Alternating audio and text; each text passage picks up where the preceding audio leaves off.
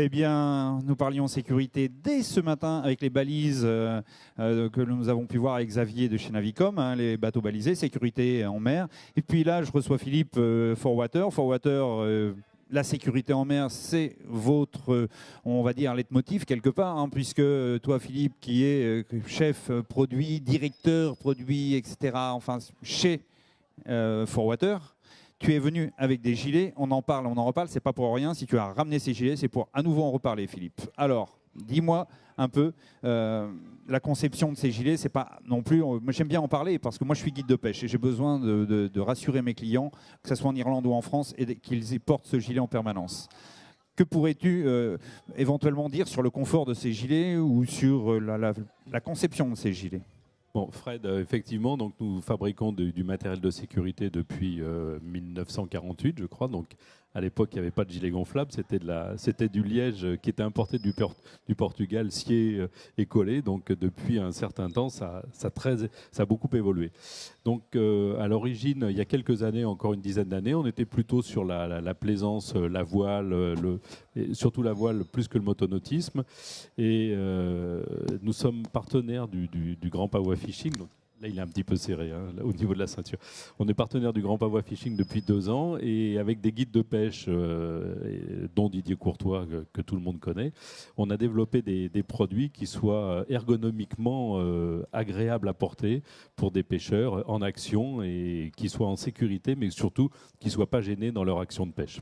Donc maintenant, on a des gilets qui sont très très courts, ergonomiquement, qui sont protégés des embruns pour éviter les déclenchements intempestifs, mais surtout qui ne gênent pas le pêcheur et qui soient en sécurité, parce que malheureusement, on a encore vu il y a quelques jours un accident, un bateau qu'on a retrouvé sans le pêcheur sur son bateau. Parce qu'il n'avait pas de gilet.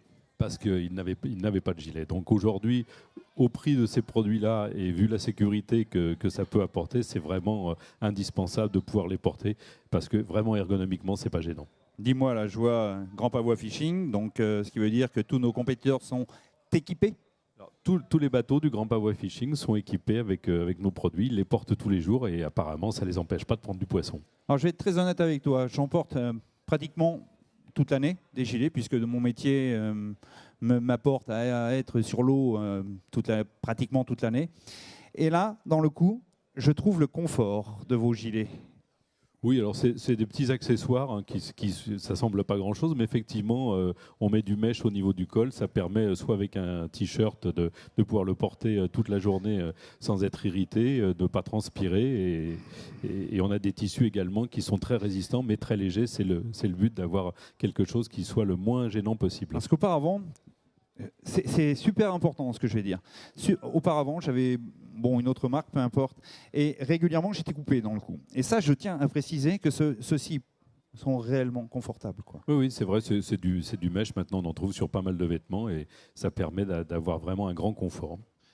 Ok, bon, on a parlé sécurité, obligation de porter ce gilet, que ce soit en mer ou en eau douce, pour un maximum, on va dire, de sécurité pour tous nos chers Rubins qui nous accompagnent. Nous, en tant que guide de pêche, comme Yannick qui était là tout à l'heure, à savoir que le sel les blanchit quand même, mine de rien, même qu'on les lave. C'est vrai, oui, ça peut être... Donc, nous sommes obligés d'échanger régulièrement. Quel est l'entretien d'un gilet de sauvetage ? Il faut le répéter quand même, il y a une cartouche dedans. Alors, il y a une cartouche de gaz qui n'est à changer qu'en cas de déclenchement. Hein, sinon, elle peut être légèrement oxydée.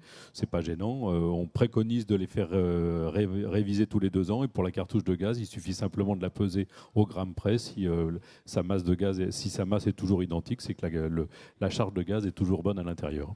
Réviser tous les 2 ans.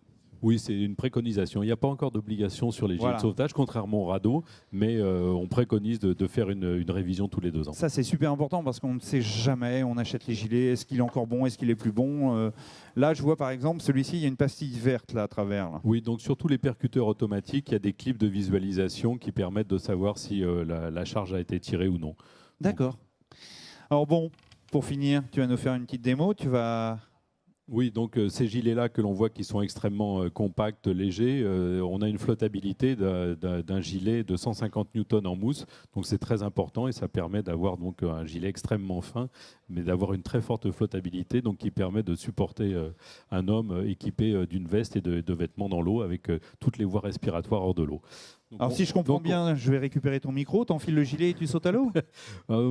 L'année dernière, c'est ce que l'on a fait, mais l'eau était un petit peu plus chaude quand même. Oui, tout à fait. Cette année, on va juste jeter comme ça le gilet. Alors, normalement, ça se déclenche en 3-4 secondes, mais évidemment, il y a le poids de la personne qui va entraîner qui va faire que le gilet va descendre un peu dans l'eau. Donc là, ça va peut-être être un tout petit peu plus long parce qu'il n'y a pas de poids du tout. On va juste jeter le gilet dans l'eau pour pouvoir voir la percussion. Tu vas aller doucement, de façon à ce que Patrick puisse te recevoir avec la caméra.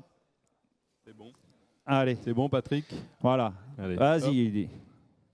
Un peu plus long, 3-4 secondes, mais là c'est plus long. Il n'y a personne sur le gilet. Personne dans l'eau. Donc le temps que... Éventuellement, on va prendre une gaffe pour pouvoir l'enfoncer un peu. Voilà, c'est bon. Voilà. Et là, ça permet de sauver une vie. Exactement. Donc là, on a 150 newtons de flottabilité. Alors, sachez une chose, moi en tant que guide de pêche, j'utilise ce type de gilet tout au long de l'année. Il y a une chose très importante à laquelle je tiens à dire, à laquelle tu as peut-être oublié, c'est pas ta faute, de regarder si c'est bien étanche, s'il gonfle bien. Oui. Pourquoi? Parce que dans nos coffres de bateau, ou même en tant que pêcheur, involontairement, quand il est posé sur un banc ou quelque part, un hameçon peut piquer dedans. Juste la pointe suffit à créer une petite fuite. Et là, le gilet va se gonfler comme ça, mais il va se redégonfler aussi vite. Une pointe d'hameçon, un choc faut regarder quand même s'il se gonfle bien, non? Mais c'est pour ça qu'on met également des tissus qui sont, par exemple, sur ce gilet plus principalement destiné aux pêcheurs. A des tissus ripstop qui sont extrêmement résistants à l'abrasion et à la perforation. Et je répète, en pêche, pour télé, je vous en prie, si vous tombez du bateau, comme on a vu tout à l'heure, la pêche au thon ou n'importe quoi, vous tombez du bateau, croyez-moi, il y a des fois, il y a des courants qu'on ne maîtrise pas et vous partez vite à la dérive. Et si vous êtes seul, le temps de regagner le bateau, quelquefois, si vous n'avez pas le gilet, croyez-moi, vous êtes très mal. Le bateau part et vous restez, quoi. Donc, je conseille à tout le monde d'utiliser ce type de gilet. C'est léger et ça ne vous empêchera pas de pêcher dans le meilleur confort possible. Voilà, merci Philippe pour cette petite merci ce direct et on se retrouve sur ton stand. Merci Patrick. Allez, salut Philippe et nous, à tout de suite.